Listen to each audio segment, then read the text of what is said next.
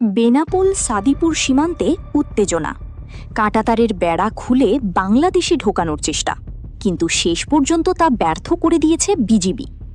যশোরের বেনাপোল সীমান্তের খড়ের মাঠ এলাকায় ভোরই এই ঘটনা ঘটে। অভিযোগ রয়েছে, ভারতীয় সীমান্তরক্ষী বাহিনী বিএসএফ 10 থেকে 12 জন নারী, পুরুষ ও শিশুকে বাংলাদেশে পুশিংয়ের চেষ্টা করে। লাইট বন্ধ অবস্থায় সীমান্তের 21/6 নম্বর পিলার এলাকা দিয়ে তাদের প্রবেশ করানোর চেষ্টা করা হয় বলে জানা যায়। তবে সতর্ক অবস্থানে থাকা বিজিবি সদস্যরা বিষয়টি দ্রুত বুঝতে পারে এবং জিরো লাইনে শক্ত অবস্থান নেয়।